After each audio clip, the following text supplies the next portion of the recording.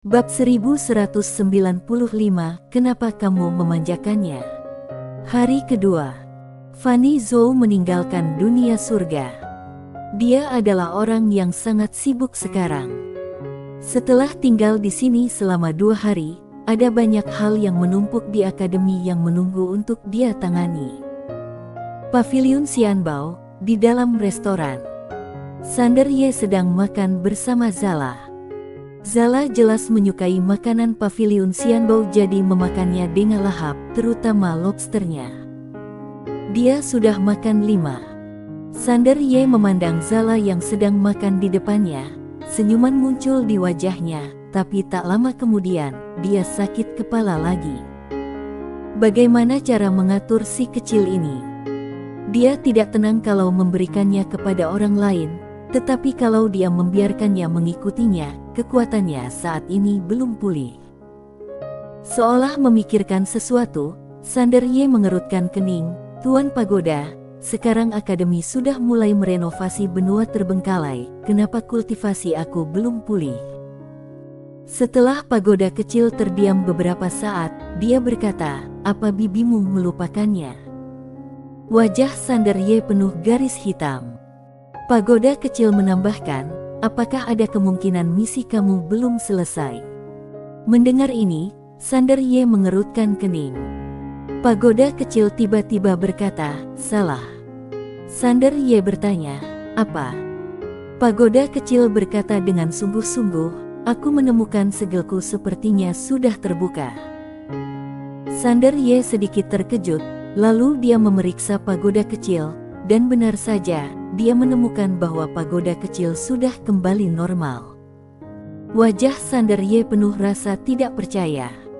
Pagoda kecil pulih, tapi dia tidak pulih. Mungkinkah tugasnya baru setengah selesai? Sander Ye sangat bingung. Saat ini, Zala tiba-tiba berkata, satu lagi. Sander Ye. Dengan cara ini, setelah Zala makan 5 lobster besar lagi, Sander Ye membawanya pergi dari Paviliun Xianbao dan menuju ke tanah Sansu. Tentu saja, dia tidak melupakan Kaisar Doyu dan Yilina Yang. Karena tingkat kultivasinya belum pulih, dia hanya bisa naik portal teleportasi Paviliun Xianbao ke tanah Sansu. Zala ditempatkan di pagoda kecil olehnya. Dia sudah diajari latihan dan budo, dan sekarang saatnya dia mengekspresikan dirinya dengan bebas. Tentu saja Tuan Pagoda juga akan membimbingnya.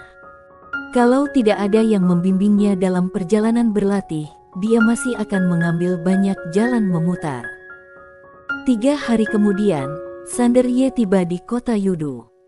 Dia ingin pergi ke tanah Sansu dan harus transit di sini karena hanya di sini terdapat portal teleportasi yang besar. Kota Yudu adalah kota kuno, tersembunyi di antara pegunungan yang luas. Kota ini sangat terkenal karena seorang super jenius pernah muncul di sini. Jenius ini bernama Yodu Chen.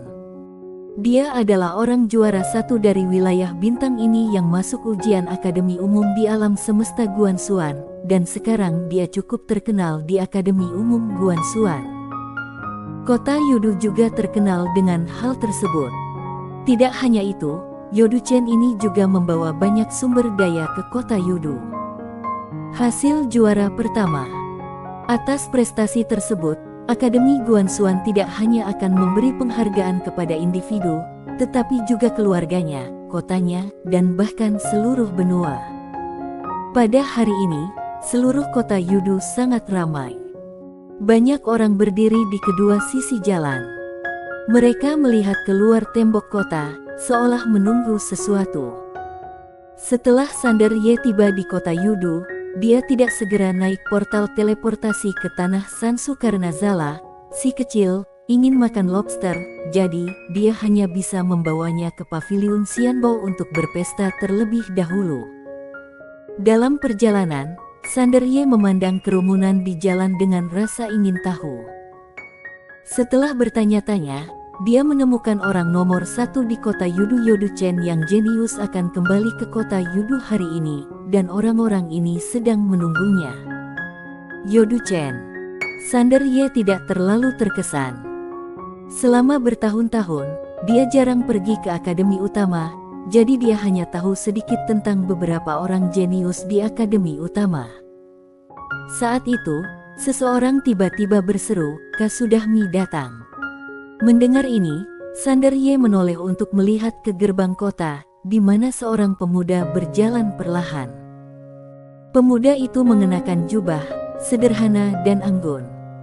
Dia memiliki ikat pinggang berwarna gelap yang diikatkan di pinggangnya, yang membuatnya terlihat semakin anggun. Dia memiliki postur tubuh yang tinggi dan lurus serta memakai sepasang sepatu kain di kakinya yang bersih dan bebas debu. Menarik, elegan dan anggun. Ketika melihat orang yang datang, orang-orang di kedua sisi jalan bersorak dan berteriak, "Yodu-chen! Yodu-chen!" Orang-orang di kedua sisi jalan melambaikan tangan mereka dengan liar dan sangat bersemangat. Tidak jauh dari situ, Yodu-chen perlahan berjalan menuju jalan. Dia melihat orang-orang yang bersorak di sekitarnya, tersenyum tipis, dan menyapa mereka. Sander Ye melirik Yodu-chen yang anggun dan tampan sambil tersenyum tipis, "Tidak buruk." Setelah mengatakan itu, dia menarik Zala dan berbalik untuk pergi. Beberapa saat kemudian, Sander Ye membawa Zala ke paviliun Xianbao. Karena kultivasinya belum pulih, sehingga penampilannya belum pulih, pengelola paviliun Xianbao di sini tidak mengenalinya, jadi tidak ada yang menerimanya atau Zala. Tetapi, itu tidak perlu baginya. Dia hanya ingin mengajak Zala makan enak. Sander Ye membawa Zala ke restoran. Setelah membayar lebih dari selusin kristal spiritual, mereka diatur ke tempat duduk dekat jendela. Posisi ini memiliki pemandangan yang sangat luas. Dari jendela, sebagian besar kota Yudu dapat dilihat sekilas. Setelah Zala duduk, dia mengambil sumpit di atas meja, lalu menatap Sander Ye. Sander Ye tersenyum dan berkata, "Untuk apa lihat aku?" Zala tidak berbicara. Sander Ye tersenyum tipis, "Bagaimana latihanmu akhir-akhir ini?" Ngomong-ngomong soal latihan, Zala langsung tertarik. Dia melambaikan tangan kanannya lalu mengangkatnya. Teknik mengangkat kepala. Sander Ye tersenyum dan berkata, "Kalau ada kesempatan, tunjukkan padaku cara menggunakannya." Zala mengangguk dengan tergesa-gesa. Sander Ye melirik Zala, tersenyum tipis, dan berkata dalam hatinya, "Tuan Pagoda, apakah kakek akan menyukai gadis ini saat dia melihatnya?" Pagoda kecil berkata, "Dia akan sangat menyukainya. Temperamennya terlalu mirip dengan kakekmu saat dia masih muda." Sander Ye tersenyum dan berkata, "Aku akan mengajaknya bertemu kakek kalau aku ada kesempatan."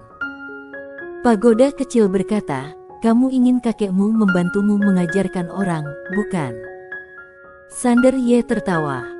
Tidak ada keraguan bahwa gadis ini akan jauh lebih kuat kalau dia mengikuti kakeknya dibandingkan kalau mengikutinya. Saat itu, lobsternya tiba. Karena tahu selera Zala, Sander Ye memesan 10 lobster berukuran besar sekaligus. Di saat yang sama, Sander Ye juga mengeluarkan ketel dan memasak mie instan untuknya. Ini dia minta pada Angel Ye saat Angel Ye pergi. Zala mulai makan secara langsung. Sander Ye tiba-tiba berkata, "Apakah kamu tertarik mempelajari ilmu pedang?" Zala langsung menggelengkan kepalanya, lalu mengayunkan tinjunya, lalu mengeluarkan pisau pendek. Sander Ye tersenyum. Rupanya gadis ini masih lebih suka mengangkat kepala dan menusuk pisau. Pada saat ini, seorang pria paruh baya tiba-tiba masuk dengan cepat.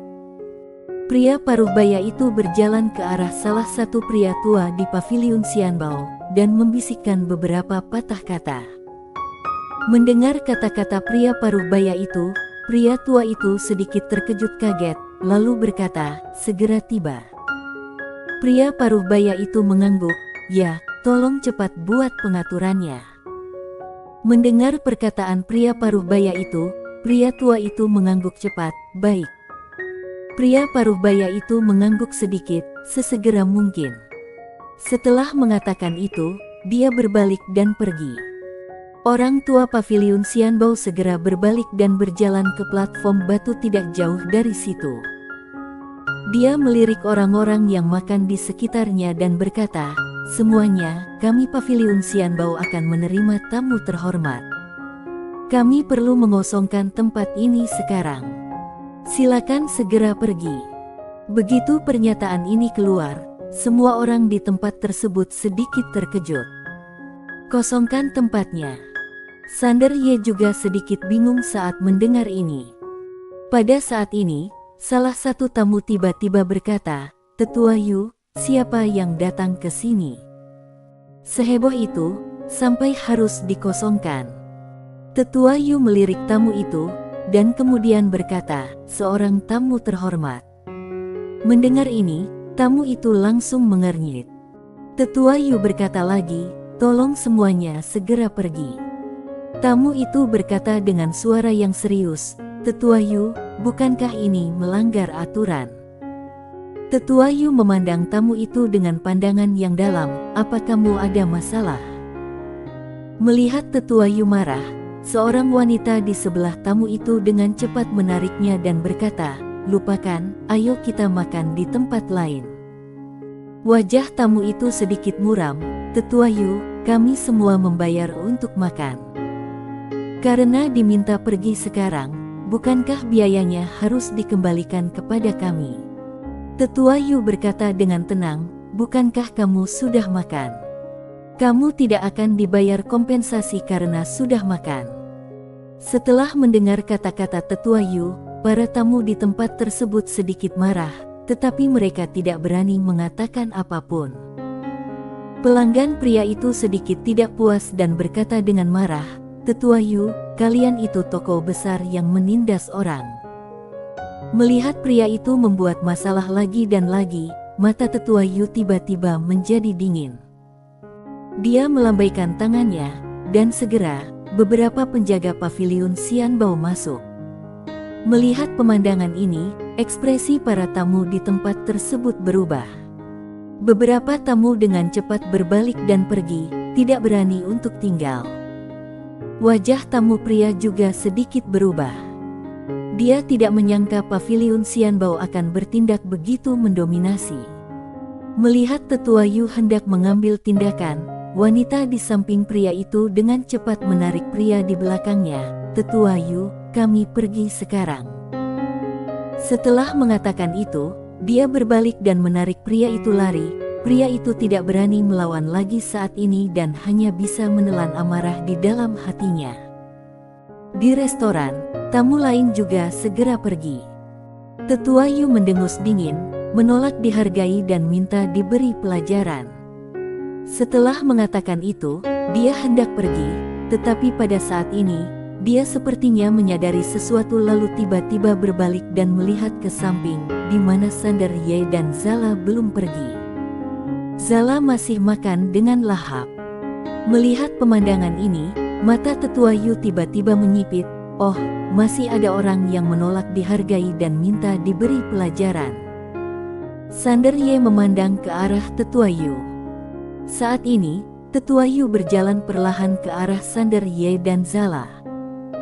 Dia menatap ke arah Sander Ye dan Zala, tidak mau pergi. Sander Ye berkata dengan tenang, "Tetua, apa yang kamu lakukan melanggar aturan." Tetua Yu menatap Sander Ye, "Aku yang menetapkan peraturan di sini, apa kamu mengerti?" Sander Ye mengerutkan kening. Dia melirik ke arah Tetua Yu, lalu ke Zala, "Mari pergi." Pada saat ini, Zala tiba-tiba melompat, dan kemudian menusukkan pisaunya ke kepala Tetua Yu.